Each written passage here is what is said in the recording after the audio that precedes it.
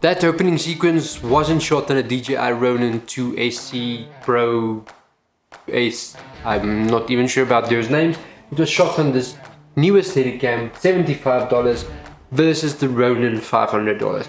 Yes, you can't compare the two. The Ronin has much more functionality. It can do that thingy with the follow mode and the phone. It can do underslung mode well, and it can even do the flashlight mode, which I don't really see using.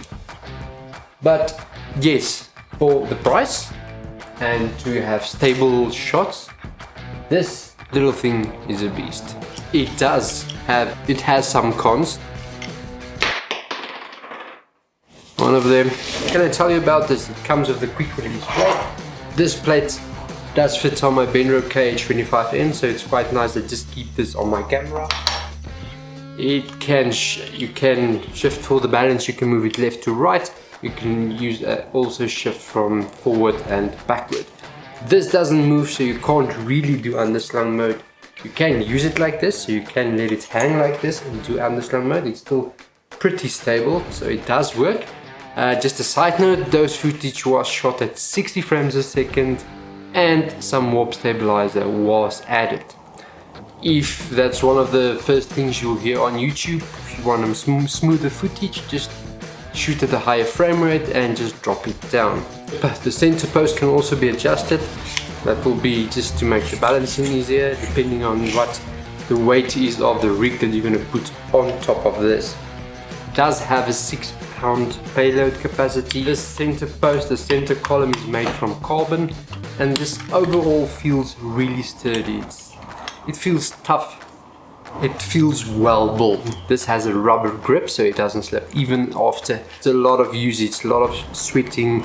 This doesn't slip from your hand at all. A con from this that people might see as a con is the fact that it's got such a steep learning curve. You can't take this out of the box and expect good looking footage like you can with the Ronin. Yes, you do need to practice with the Ronin as well. You do need to have your ninja walk nailed, otherwise the shots won't look as good at all. You get that vertical bounce, which is a tell sign of a amateur operating a gimbal or even a Steadicam. Just a disclaimer, I haven't used the HD 4000, those flycams, those Steadicams, so I have nothing to compare this to, hence me saying this is a solid little device for $75. Especially if you're starting out. I mean, this is my first stabilizer. I still don't own a 3-axis electronic gimbal. Well, only for the phone, but I rarely use it. While I'm on that topic, I will be giving away the DJI Osmo Mobile 2, so make sure you subscribe to this channel. It will be announced in one of the future videos, most probably closer to the 300 subscriber mark.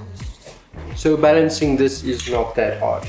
I'm gonna put it on my 70D. This has the 24-105 lens on it, and I'll be using the quick plate. This will be a short time lapse, so you can actually see how long it takes from scratch, from getting it out of the bag to setting it up. Let's go. I'm a lion, don't test my pride. Standing like a mountain, looking the devil. Okay, so now I have to remove the 70D and put on the EOS R, because this no longer records.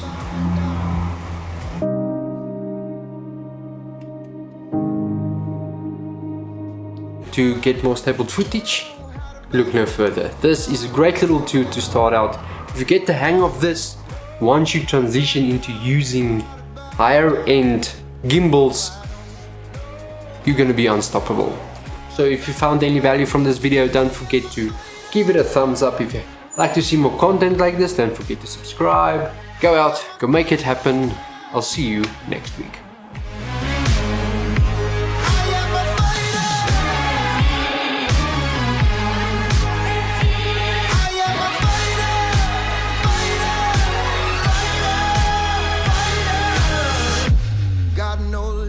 I got no